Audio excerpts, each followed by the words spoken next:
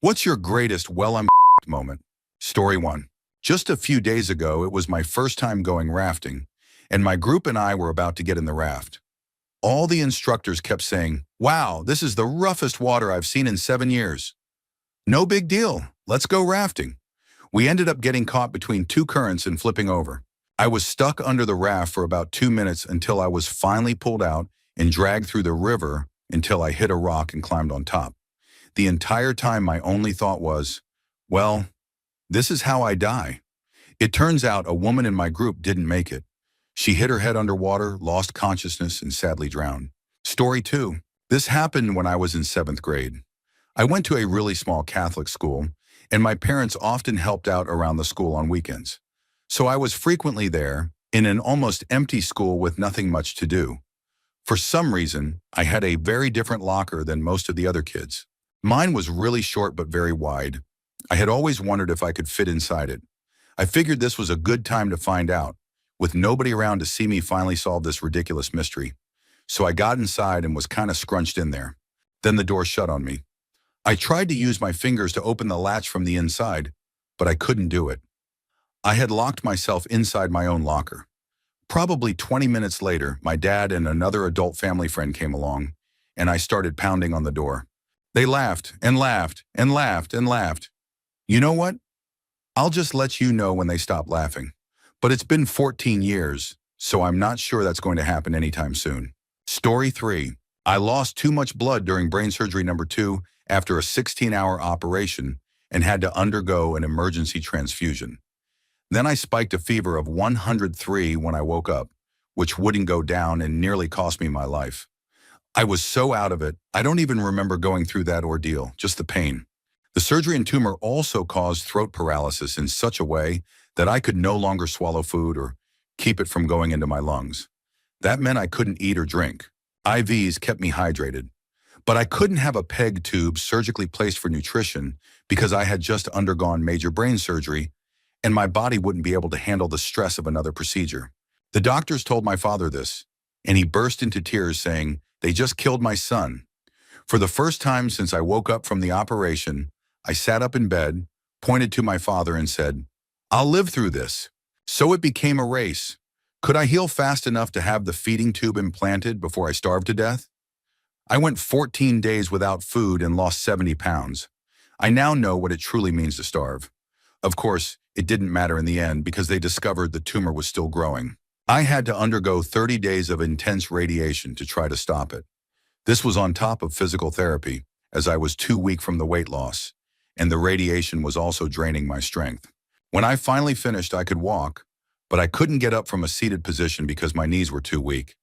It took me 6 months to be cleared to return to work, and I still live with the fear that the tumor might return.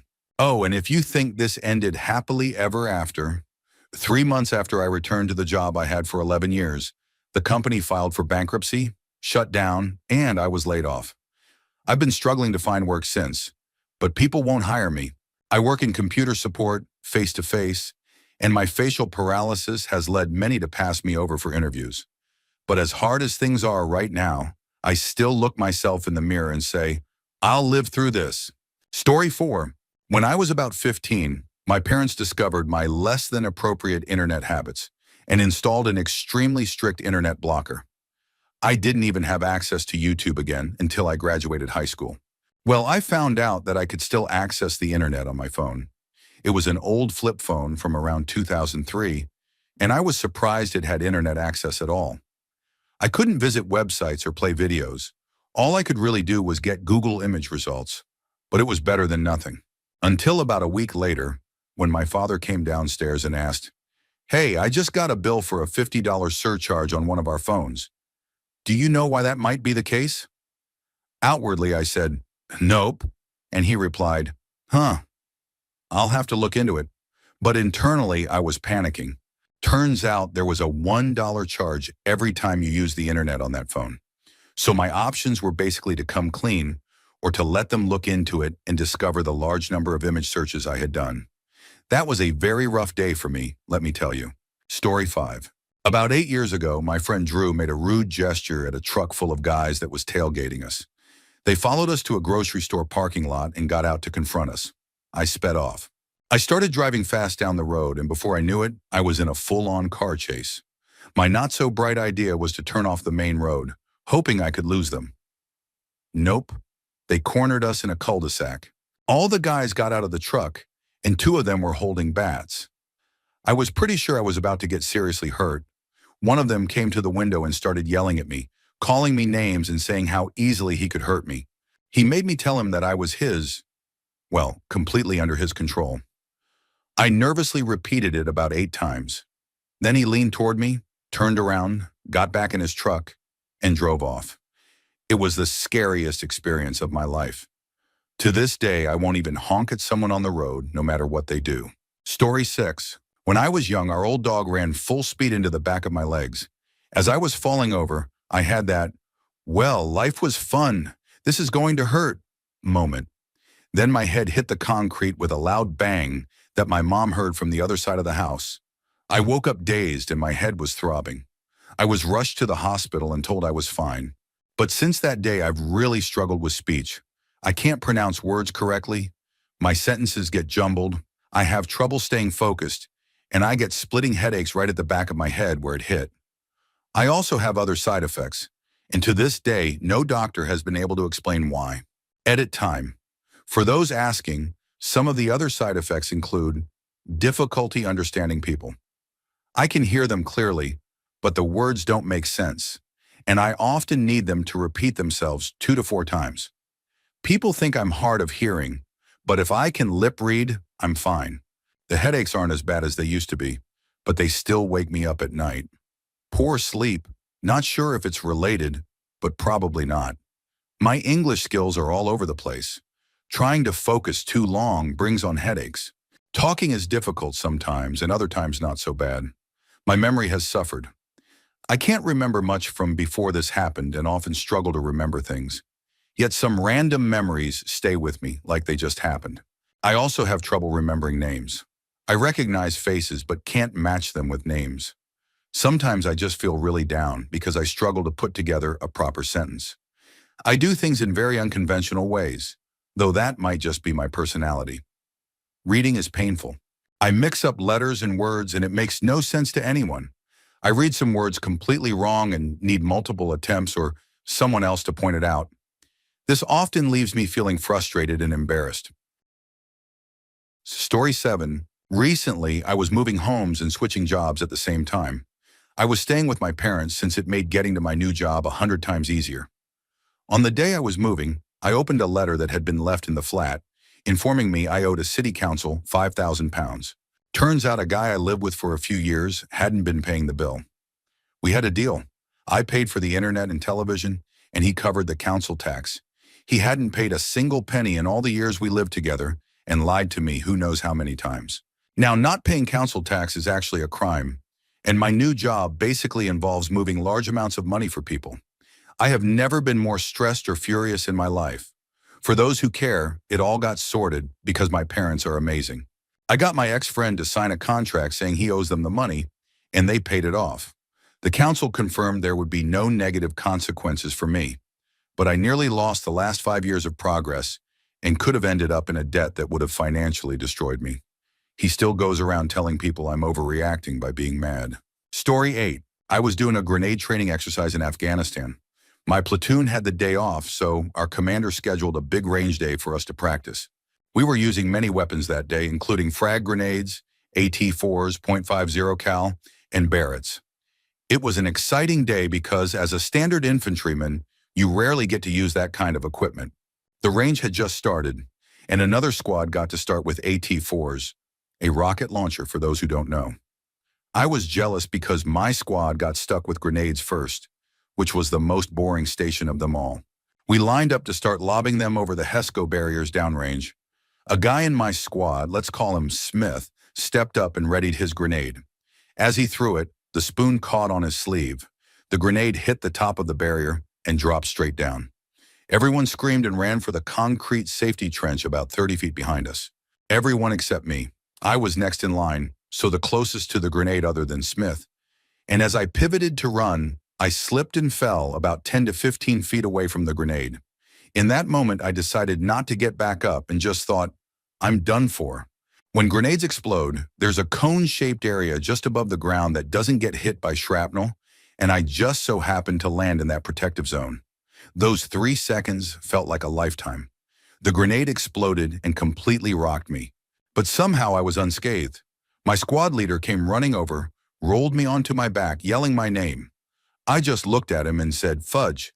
I was only shaken for about a minute and wanted to get back to shooting the big stuff. But because of the accident, the range was shut down and we didn't get to return for the rest of the deployment. Story 9.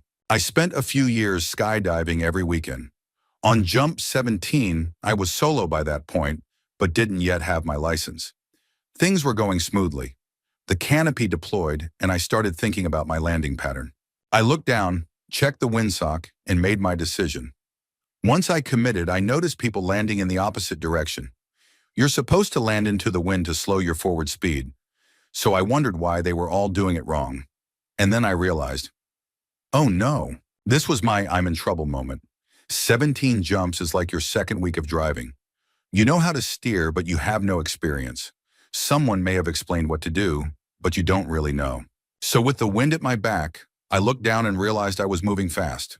Like running speed fast. There was no way I could run it out. Even rolling on landing wouldn't help much with that much momentum. I knew I was going to crash. Another I'm in trouble moment. I looked at the landing area and saw a sand pit. I said a short, non-denominational prayer and aimed for it. I made my first dramatic swoop and slammed into the sand. Nothing broken, just bruised. That's when the safety officer started yelling at me. Yup, I was in trouble. I didn't get grounded, but I did get loudly and publicly chewed out. And again later at the club meeting. Story 10. I accidentally pinned my right foot under the rear tire of my lifted Jeep while my left foot was on the brake. I was stuck in a spread eagle stance and couldn't lift my left leg over the door frame. I held onto the steering wheel for dear life while I struggled to squirm my right foot out of the shoe for about 5 minutes. I really thought I was going to be split in half. Here's how it happened. I was pressure washing my aunt's driveway. It had a slight slope down toward the street, and I needed to grab something from the back of my Jeep, which was lifted with 35-inch tires. I only needed to move it like 3 feet. I'm 6 feet tall, so I swung my left leg in and put it on the brake while I bumped the shifter into neutral and hopped forward with my other leg. On the second hop, I was going to shift it back into park, but the rear tire caught my right foot as I was making that second hop before I could shift back. The short wheelbase got me. The tire rolled up almost to my ankle, and I was stuck in a near split, holding myself up to avoid worse damage. I couldn't even pull myself up using the steering wheel, just barely prevented myself from stretching further.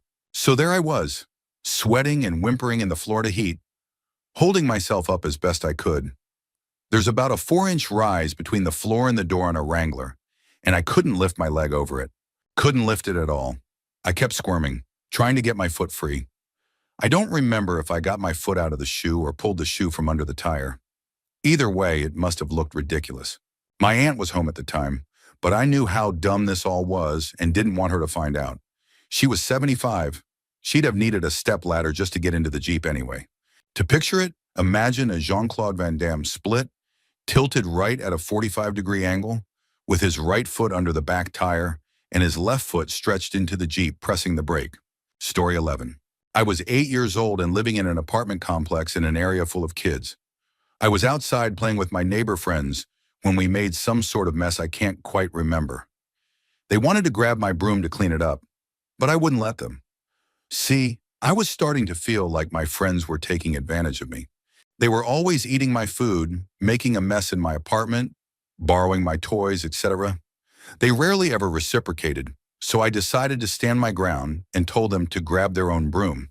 They got annoyed and said no, so I went to their house to grab their broom instead. Then they went and told my father. My father wasn't a very kind man to me. He had a cruel streak and often used me to manipulate or upset my mom. I was usually safe when she was home, because she always stepped in, but that day she wasn't. She had taken my little brother somewhere, leaving me alone with him. When we were alone and he felt I needed to be punished, he typically chose between 2 methods. He'd either find new and humiliating ways to shame me, his usual choice, or if he was drunk enough, he'd become physically abusive. So when my friend went to tell on me, I panicked. I just knew he'd use this as an excuse to punish me.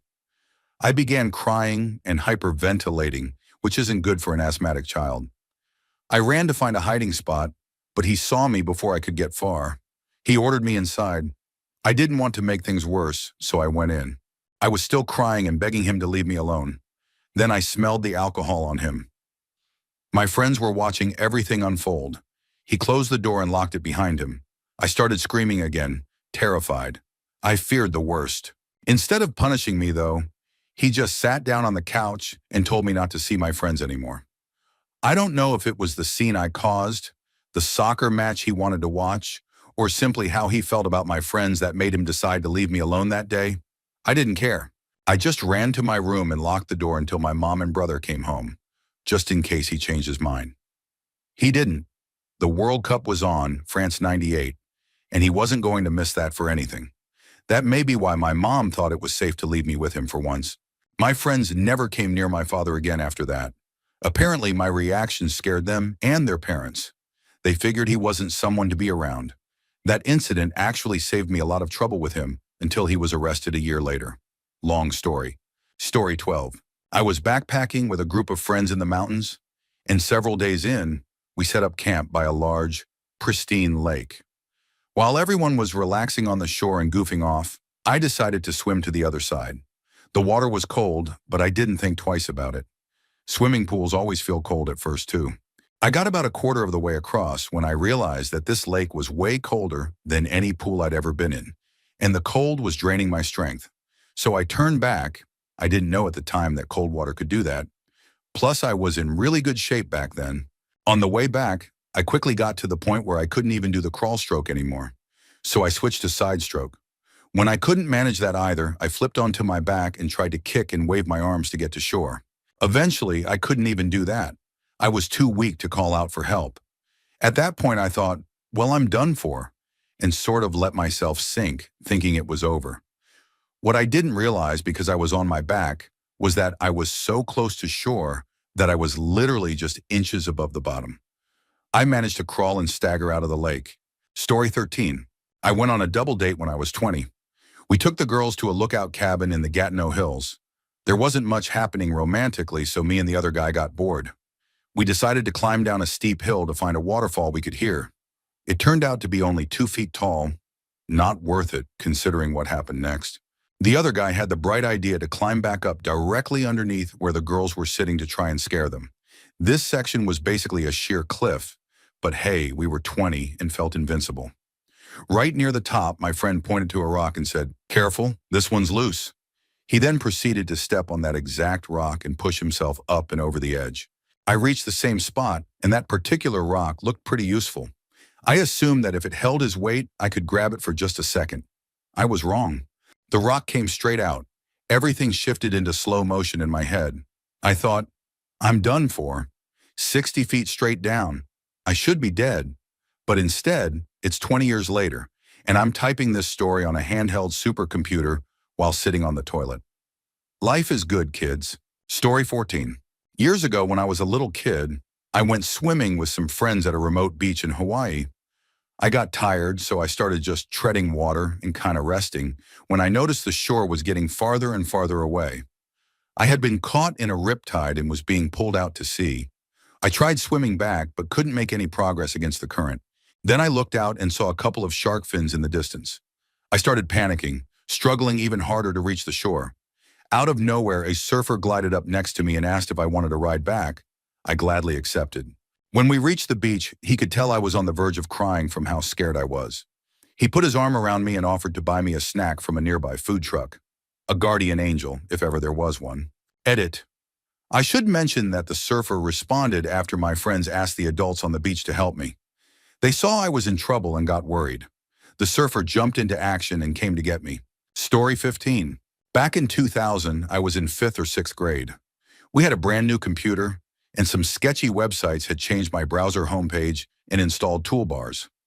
I thought I had removed them and reset the homepage the night before. The next day while I was at school, my dad turned on the computer and the homepage had reset itself back to a questionable site with the toolbar reinstalled. When I got home, my dad told me, "We need to talk. but first I'm going to use the bathroom. While he was in there, I turned on the computer and opened Internet Explorer. Sure enough, the homepage and toolbar were back.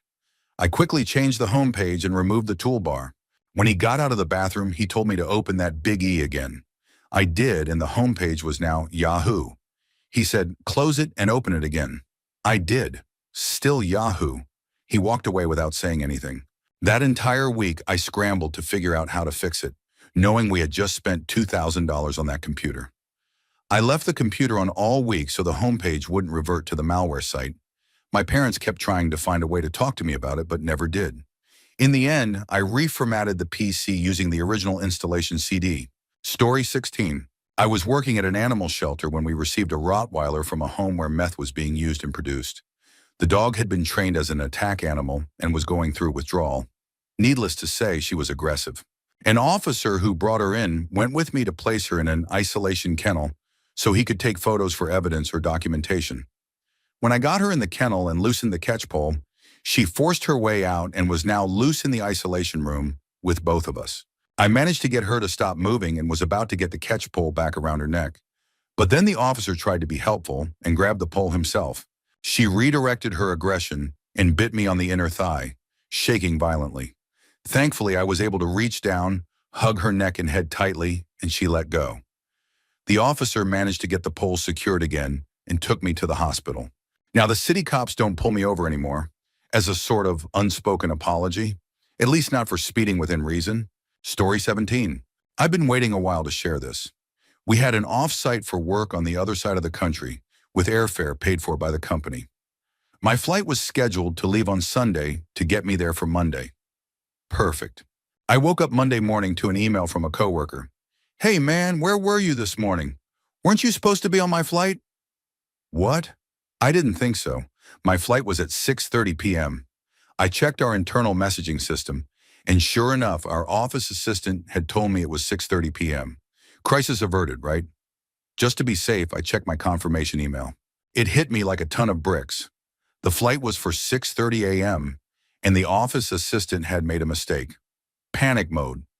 I packed in under 10 minutes and got an Uber to the airport.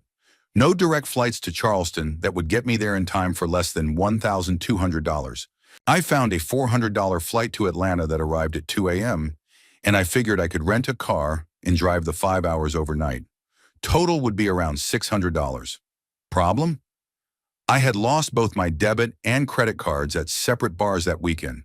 I ended up calling my grandma.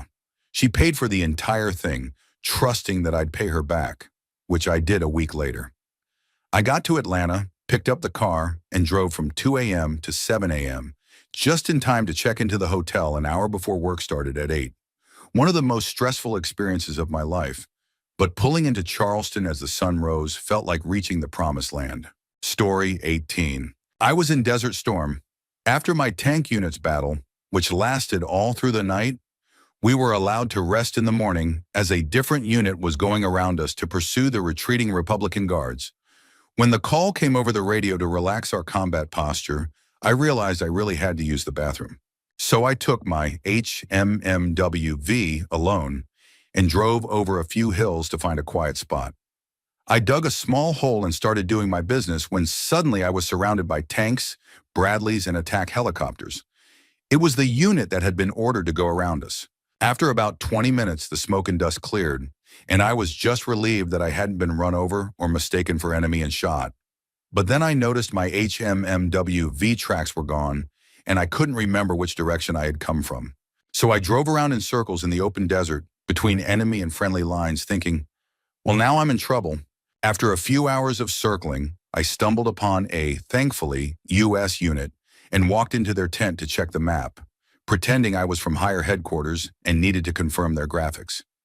I eventually found my way back to my own unit, and no one even noticed I had been gone. Story 19. Took 100 micrograms of LSD and had a really important trip. I cleaned my entire house, got rid of stuff I had been putting off for almost a year, and finally laid the groundwork for my dream home. I was manic, I was sweaty, it was one of the hottest days of the year, and I was on the edge of losing it as I worked nonstop and turned my entire home upside down. At one point, I needed to get some milk from the corner store, so I grabbed my keys and change and headed out. I always pat my pockets before closing the door to make sure I have my keys. I heard the familiar metal clinks and closed the door. In that split second, I realized it wasn't my keys, just the coins. I had locked myself out in the middle of my LSD trip, sweaty, disheveled, with no phone, no ID, absolutely nothing. And then in what turned out to be one of the luckiest moments of my life, my neighbor got home from work, who just so happened to have a spare key to my place. Literally the exact second I needed him most, he appeared like a guardian angel and saved me. I ended up getting my milk just as planned, and it was absolutely delicious. Story 20. On a seasonal job in Alaska, I had the day off, so I took the bus to the nearest town, Talkeetna. It was still pretty early, and I just wanted some quiet while I fully woke up, so I walked along the beach. A loud group came by, so I walked about 10 more minutes down the shoreline and sat down. Finally, peace and quiet to clear my head and enjoy the view. I popped in my earbuds and played some music. After about 20 minutes of staring out at the landscape and listening to my iPod, I caught a whiff of something that smelled like wet dog. I figured I wasn't alone anymore and turned off the music out of courtesy. It was a chilly day, and I was bundled up in an oversized coat my grandpa had lent me for the trip. I peeked out from my hoodie. No one to my right, and the loud group was long gone. The closest visible person looked about half a mile away. I heard a clumsy shuffle on the beach pebbles to my left, which didn't startle me, but then I heard a deep huff of breath. That's what made me jerk my head left. A bear and its cub were on the beach, not too far from me. They didn't seem to care about me, or maybe hadn't even noticed. I couldn't make myself move, and I knew standing up probably wasn't the smartest thing to do anyway. So I just sat there. After what felt like forever, but was probably around 10 minutes, I thought, forget it. Stopped staring at the bears, looked out at the view again, and put my earbuds back in. I let myself relax, listening to my music at a lower volume than usual. The wet dog smell came and went. Eventually, it faded completely. When I looked to my left, the bears were gone. Then I heard the sound of shuffling in the pebbles to my right. A tour group on horseback passed by behind me. Finally, I stood up and walked back toward town, my legs numb from sitting so long and my stomach growling. I had been on that beach for hours. Story 21. This will probably be buried, but what the heck? I was getting a tow launch of my hang glider. A tow launch is when you place your hang glider on a special cradle on the back of a pickup truck. The truck accelerates to about 25 miles per hour, and then the cradle releases the hang glider. The glider pops up into the air quickly, and the truck continues moving forward while a winch pays out a special Kevlar-based line. The glider then ascends like a kite being launched by a kid running into the wind. If the truck goes too fast or the winch pays out line too slowly, the glider gets pulled too high overhead. Just like yanking a kite string, this can cause a stall if the pilot can't compensate by pulling in on the control bar.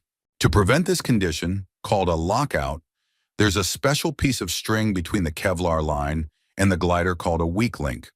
It's designed to fail under too much tension. The Kevlar line is too strong. If it were connected directly, you'd have no way out of a lockout except with a hook knife the pilot carries to cut the line or weak link. Okay, that's the setup. I launch and begin to climb. Everything's fine until about 1,000 feet when the winch locks up. The winch operator, still in the truck, should have used his hook knife at that point, but he owned the operation and apparently valued his expensive Kevlar line more than my life.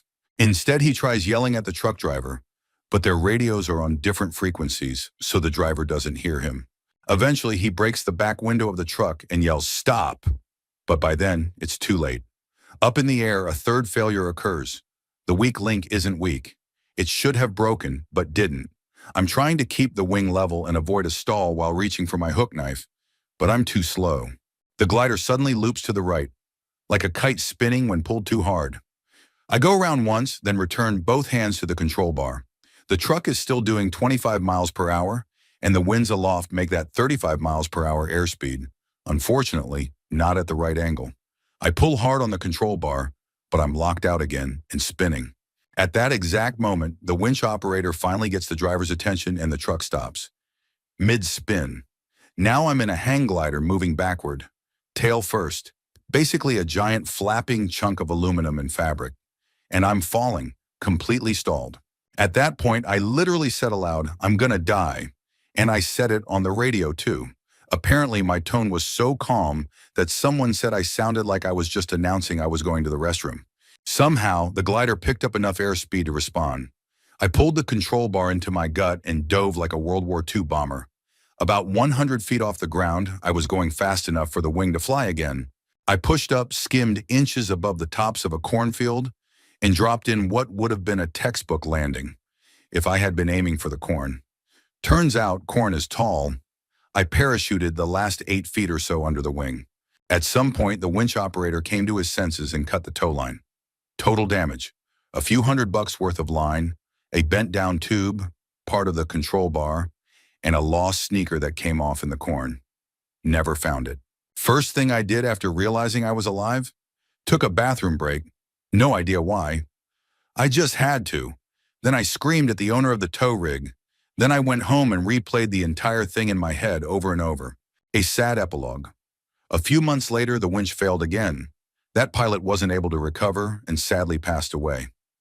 I tow launched many times afterward, but I became extremely serious about checking every detail. I even velcroed my hook knife to my down tube. Story 22. I was maybe 10 years old. We were visiting family and my older cousin was playing with fireworks. Little black cats. Naturally, I was excited. My mom went inside with the adults but told me not to even think about touching the fireworks. I think we all know what happened next. One of them exploded in my hand. My cousin started freaking out, but I stayed surprisingly calm. "It's not that bad," I said. "Just a couple of blisters, a little blood, and whatever this black stuff is." I figured I just needed to wash it off and my mom would never know. I walked into the house, keeping my hand out of sight, and told the adults I needed to use the bathroom. I got to the sink and ran cold water over my hand. To my horror, nothing washed off. That black stuff, later I learned it was powder burns, and the blood were all under my skin.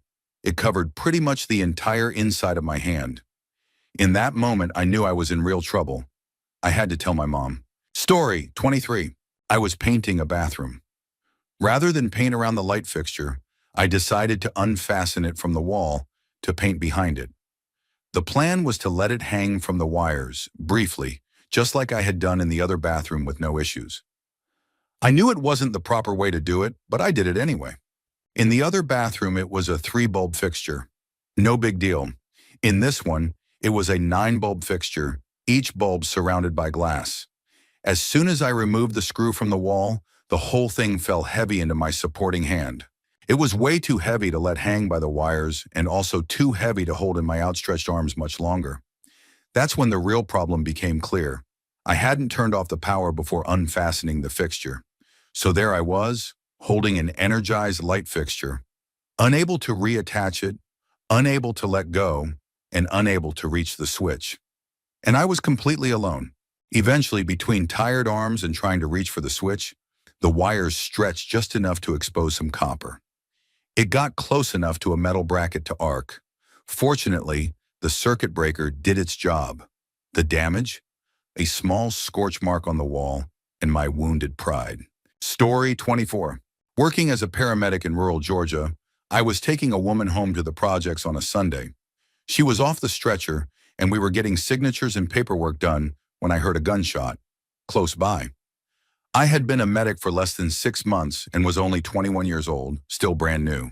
I walked into an apartment and found a man face down with a gunshot wound to the back of his head. There was a spreading pool of blood about 4 to 5 feet wide beneath him. He was what we call graveyard dead. That's when I felt and actually smelled the barrel of a gun against my head and heard someone say, "Let him die." I vaguely remember responding, "He's already gone." The gun pulled away and I heard the screen door close. They never found the person responsible.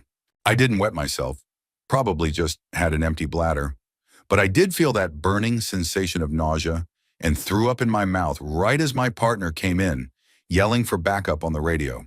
From his point of view, seeing me kneeling beside the victim, it looked like I had been shot. My throwing up didn't help the illusion, but once he realized I was okay, he grabbed me by the collar and pulled me out of the house. Yup. Working as a paramedic in rural Georgia in the 90s for $40,000 a year came with all kinds of unexpected benefits. Story 25. My parents were really strict growing up, and at 16, I not only wasn't allowed to get my license, but I also couldn't ride with teen drivers, aka any of my friends. So my best friend and I were at her house and decided to drive 2 minutes down the road to Brooks for some candy and snacks. No big deal, we thought. It'll take 5 minutes and no one will know. We were literally about to check out when my stepmother walked in. Cue the "I'm in serious trouble" moment. I panicked and ducked between the aisles as my stepmother spotted my friend and started talking to her. My friend, clearly nervous, lied and said I was still at her house. I ran to the car, and after she checked out, we both got in. My stepmother, clearly suspicious, followed us and got into her car. At this point, I was literally lying on the floor of the passenger seat as my friend drove up the road, at night with no headlights on, as my stepmother followed behind. She clearly knew something was off. We didn't even make it home before she started calling my friend's parents. Story 26. One day I sat down and realized the only reason I graduated high school was because I spent a lot of money and cheated. At my school, if you failed a class, you could retake it after school or during the summer. It cost $150 per class, the program was online, and it recycled the same 50 questions on 20-question tests. You could fail twice, write down all the questions and answers, and pass the third try easily. I was nearly an all-A student, but mentally I just couldn't do math. I failed every math class in high school starting in 10th grade. For reference, that's one class per semester, $300 per year, and $900 in total. After cheating my way through that system, I earned my technical diploma and a certificate in drafting from a vocational school. I went straight to college and focused only on drafting courses. Then I started taking English and other general requirements. Everything was going well. Drafting grades were mostly B's, some A's, and English. Speech and science were all A's. But math, I failed. It was an algebra course. My final grade was 23.8 out of 100. I even told my job I couldn't work certain days so I could study. I retook algebra and failed again, with a 30 out of 100, somehow an improvement. Third try, I failed with a 14.2 out of 100. All I needed was to pass this one class to graduate from community college, but my GPA started to drop and I lost my Pell Grant. I broke down in tears. I can do anything, except math. I just don't have the mental capacity to understand algebra. Now I work full-time, barely supporting myself, and I live with my abusive parents. I don't know if college will let me back in, or if I'll requalify for a Pell Grant, or if trying is even worth it. I want to go back, but I don't make enough money. If I could, I'd accept the Pell Grant in a heartbeat. But after failing, I don't know if I'll get another chance. I don't know why I can't do algebra. I can do geometry, even trigonometry, but not algebra. And that was the only thing I needed to graduate. I even asked if I could substitute it with another math class. They said no. Math 098 is required. Seriously, what do I do? And if they let me back in, how do I even begin to learn algebra? Story 27. A long time ago, I used to sell marijuana, mostly to friends from school, but I also worked at a restaurant where I met a guy from a rough neighborhood who would buy a few ounces at a time. I met him in some sketchy places, but he always had the money, so I figured it was fine. One summer night, he called and asked for a quarter pound and gave me an address I hadn't been to before. When I pulled up, it was a set of nice condos, so I was caught off guard. I went in, gave him the product, and he asked for some of my premium stuff, so I took out the scale and got to work. He said he needed to meet someone outside and left. The next thing I know, the door gets kicked in, and I see at least 3 guns pointed at me. First thought, I'm getting shot over this. This is terrible. Immediately after, I hear, freeze, police. Second thought, I'm getting arrested over this. This is still terrible. Honestly, it all happened so fast that I just froze. I didn't move at all.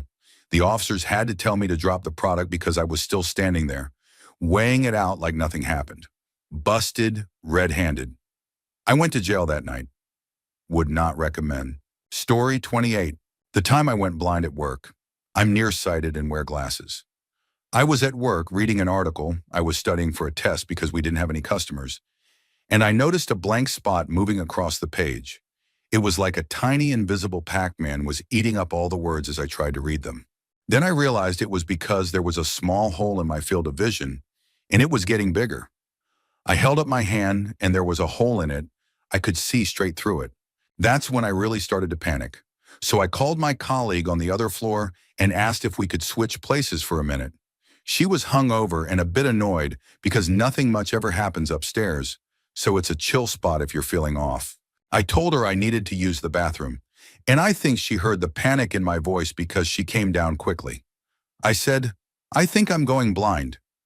Something weird is happening." She didn't seem to fully believe me, but I was clearly freaking out, so I ran upstairs and locked myself in the bathroom. At this point, the hole in my vision was a few inches wide. I remember looking in the mirror and seeing my face distorted by it. Then I switched off the lights because I had a headache, and I could see strobing colored lights around the edge of the gap. Then, nothing. Darkness. Fumbling for the lights, I remember panicking. "This is it, I'm blind now. How am I going to get home?" I sat down on the bathroom floor and had a mini meltdown for about 10 minutes. Then slowly my vision started to come back. Story 29. My first time navigating in dense ice, Antarctic pack ice. We got stuck and couldn't move. The nearest port was 2 weeks away, and the nearest ship maybe a week out. After trying to push back and forth for 3 hours, I started getting nervous. I wasn't the navigator, just the communications officer, so I was observing, but it was tense. I went down to my cabin, pulled out the survival suit from behind my bunk, put on a second layer of wool, laid out my headlamp, seasickness meds, snacks, and spare glasses, and packed everything into the waterproof bag. Then I went up to the bridge. I cycled all the emergency radio batteries, made sure we had plenty of fresh spares, and set the Pelican cases out on the bridge wing. I also double-checked the chargers for the backup power banks, did a routine test on all comms equipment, and activated the Inmarsat stations. Shortly after, during dinner, the wind changed and the ice broke up. We were able to keep moving. That experience taught me that I can keep a cool head in a crisis. Knowing that has helped me get through many stressful situations since. I now work in organizing search and rescue operations at sea. Story 30.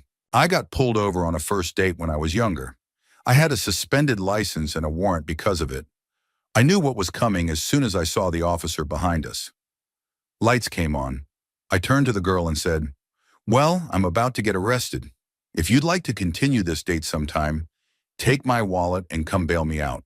I figured I was in trouble either way, so I just had to trust her. I handed her my wallet and waited for the inevitable. Sure enough, I was arrested. She drove my car to the station, paid the bail with my money, and then waited for hours in the front while I sat in holding getting processed. Of course, she told the entire staff that this was our first date and that I was a really nice guy. Needless to say, the guards gave me a hard time. They immediately started calling me First Date. The cherry on top? The intake guards printed her a copy of my mugshot as a souvenir of our first date. I took it in stride. After 5 hours, I was released, and we went to a 24-hour diner and had a great time talking. We dated for about a month or so and eventually went our separate ways. She was a nice girl, and I still think fondly of her for being such a good sport. Story 31. My best friend and I were about 10 years old. We often went to the elementary school on weekends to skate because it had lots of cement walkways. One day we noticed the teacher's lounge. I wiggled the doorknob and it opened. This was exciting, a forbidden, adult-only place. So naturally we walked in. We didn't take anything, just looked around with curiosity. As we exited the lounge, a police car pulled up. We just about lost it. The officer asked us what we were doing, and we blurted out, "Just looking." He proceeded to get our names and phone numbers, then placed us in the back of his cruiser. By this point, we were sobbing. He left us in there and went inside the lounge to check things out. When he came back, he let us out of the car, but we weren't off the hook. He told us to go home and that he'd be calling our parents soon. We went home, and every time the phone rang, I felt like my life was over. It was awful. This went on for a few days, pure dread, until I realized he was never going to call. That officer was smart. His psychological punishment was far worse than anything my parents could have done. Story 32. I am pretty severely diabetic. Because of that, I have poor circulation and am very susceptible to infections, especially in my legs. One night we were planning to go camping the next day, which is my favorite thing in the world, and I had trouble falling asleep from the excitement. When I finally did, I only got about 2 hours of rest before waking up freezing cold and in terrible pain in my left leg. I woke my wife up because I was shivering uncontrollably. She drove me straight to the ER, and they admitted me immediately. My fever was so high I became delirious. I was fighting and growling at the nurses who were just trying to take my vitals. My wife eventually managed to calm me down enough so they could do their job. I had contracted a strep infection in my leg. If I had waited until morning to go to the hospital, I probably wouldn't have made it. I do remember before the madness really set in, thinking on the way to the hospital that this might be the flare-up that kills me.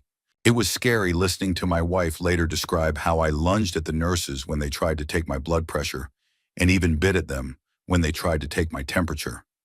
It sounded more like rabies than a skin infection. I don't remember that night at all, only the stories I've been told. Story 33. About 8 or 9 years ago, I was climbing an alpine rock route in Rocky Mountain National Park on a peak called Spearhead. We were 5 or 6 pitches up, about 500 to 600 feet off the ground, nearing the top when a massive thunderhead rolled in and the sky opened up in a full downpour. My partner and I managed to find shelter beneath a decent-sized ledge for about 20 to 30 minutes. The rain wasn't letting up, and the remaining climbing was slab style, which is not doable when wet, so we had to rappel down. Because the face was so large and the rain was so heavy, we ended up rappelling through what was essentially a massive waterfall, multiple times. We became hypothermic almost immediately. I was climbing with a woman who had made it to Hillary's Step on Everest, and even she said this was more terrifying than anything she experienced at 8,000 meters. Trying to work with ropes using frozen hands while being pummeled by water was beyond stressful. At one point, we were just one rope snag away from a very serious situation. We made it to the ground, managed to warm up, and hiked the 5 miles back to the car.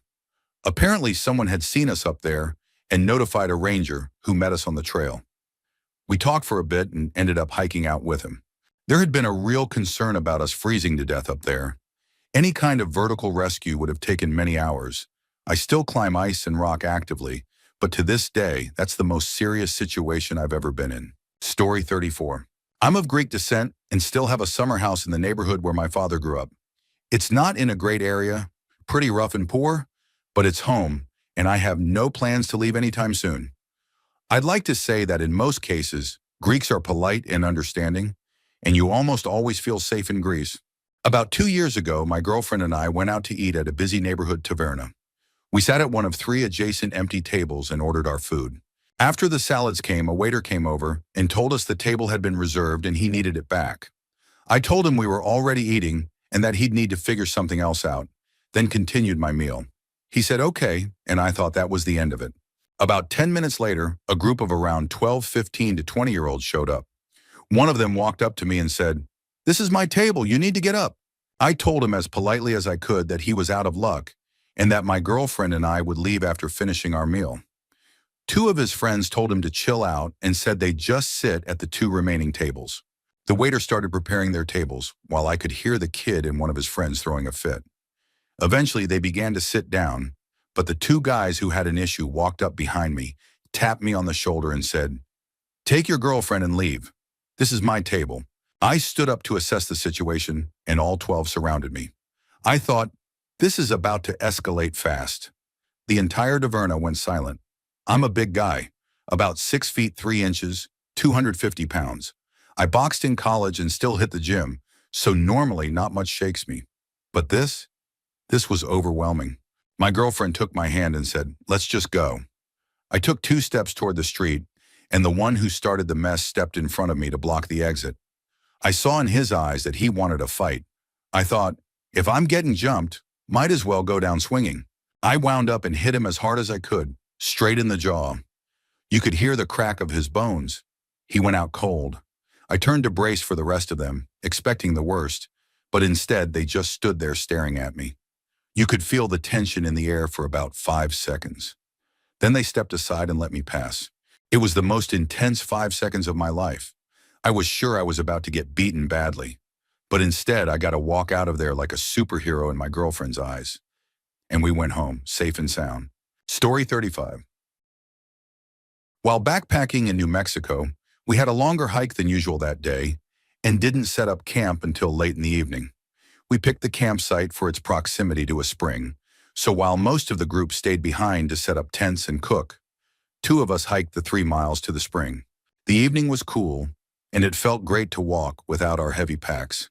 We strolled briskly through Mountain Lion Canyon, yes, that was actually its name, to reach the spring. It's worth noting that in this part of the lower Rockies, backcountry rangers often carried axe handles for protection, due to how bold mountain lions could be. Our group had gone through safety training the week before. Usually when you're hiking with a large backpack, it protects you from behind, because mountain lions tend to ambush from above and behind, going for the neck. The pack blocks their target, but on this trip to the spring, we had no backpacks, just water bottles and a headlamp. As the sun dipped behind the canyon rim, we began heading back with water in tow. Suddenly, we heard loose rock cascade down a wall of the canyon behind us, about 50 feet away. We froze. My throat tightened with fear. Even before I fully understood what was happening, my body sensed it. We were being stalked. Something cracked in the shrubs. We began speaking loudly, standing back to back and slowly rotating so our one headlamp swept in a full circle. Then the light caught two reflective eyes. I picked up a 10-pound stone. Not that I believed it would help, but holding something gave me a false sense of security. My brain felt primal. I was terrified. Then out of nowhere, a giant jackrabbit bolted from just 3 feet to my left. My heart exploded. My ancient survival instincts kicked in and chose what I now call the deer in headlights strategy. I froze. That rock didn't move an inch. At that point, it was clear we were no match for whatever was out there. In unspoken agreement, we ditched our slow, strategic plan and sprinted for camp with everything we had. By then, the adrenaline had been building for too long. It now powered a blistering, irrational race back through the canyon. Mountain lions be damned. 5 or 6 hours later, everyone else was asleep, except us. Our hearts were still racing, overflowing with the leftover adrenaline from a fight-or-flight response that never had a target. We never saw more than 2 glowing eyes and some suspicious sounds. Reality might have been warped by fear, but I've never felt terror like that in my life. It was surreal. The next day, we were told that rattlesnakes were actually a much bigger concern than mountain lions. Story 36. First time solo skydive. I had done many tandem jumps before, where you're strapped to an instructor, but decided it was time to go solo. I spent a good part of the day in the classroom learning about the countless ways you can mess up, from user error to equipment malfunction. After doing some drills, we took off for the skies. I'm 5 feet 3 inches, and at the time weighed around 98 pounds. They gave me the best equipment they had available for someone my size. It was a calm, warm, clear Southern California day. I wasn't nervous about jumping out of the plane. I was more worried about not breaking my legs on landing. Anyway, there I go barreling through the sky, free falling while a couple of instructors made sure I was positioned correctly until it was time to pull the cord and deploy the chute. If you've skydived before, you know pulling that cord is a rush. It feels like you're being yanked straight upward, but really you're just slowing the fall dramatically. I was blissful and grateful the canopy opened successfully. I finally got to enjoy the view, alone in the sky, surrounded by silence and beauty. I even noticed the stark contrast between the US and Mexico border, just a few miles away. During training, the instructor had joked, "If you land in Mexico, we can't come pick you up." While steering back to the landing zone, I noticed something strange. I wasn't descending. I was stuck, just floating like a balloon. You're supposed to steer in wide circles as you descend, but I wasn't moving much at all. Between my low body weight and weather conditions, I just hovered. Time dragged on. Most jumps last only a few minutes after the exit. They gave me a walkie-talkie, but I was too high for it to work. I stayed calm, kept steering, but my arms were getting tired and my options were running out. I even considered cutting away and redeploying, but that felt worse than whatever this was. Eventually, I made enough progress to get near the airfield again. But that's when the real "I'm in trouble" moment hit. There was a prison near the airfield and I was getting way too close to it. Imagine a petite woman accidentally parachuting into a prison yard. Luckily, I landed safely.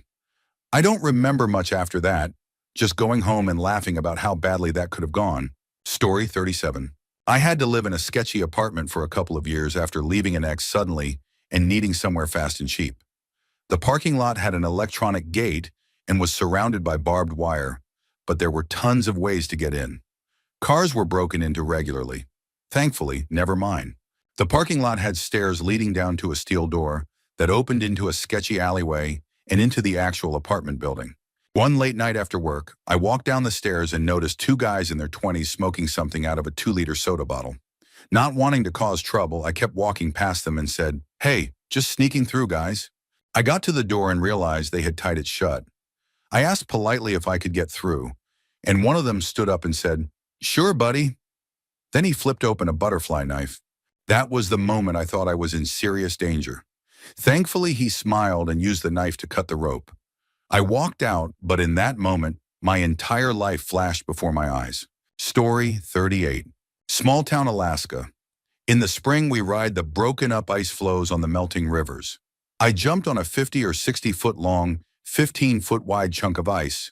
We call it berging. And after a good mile-and-a-half ride, the ice was down to about a third of its original size.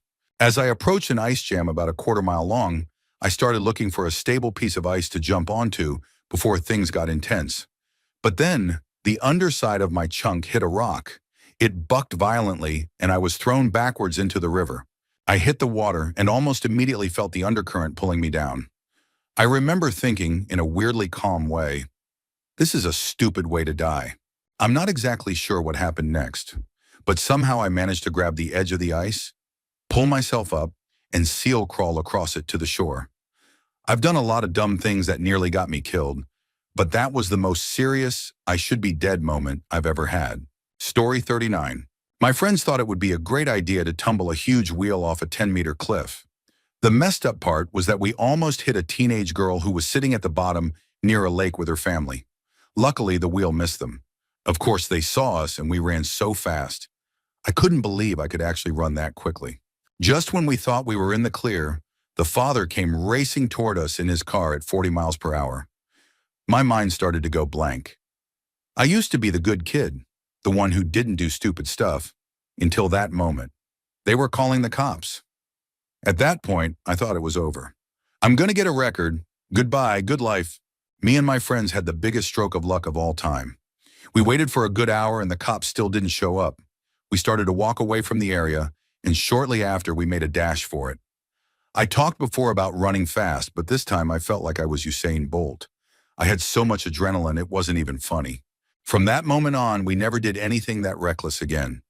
Anytime we were about to do something risky, our group would always remember that one day. Story 40. So my comment will probably get buried here too, since I'm a bit late, but I felt compelled to tell the story of a day during my honeymoon.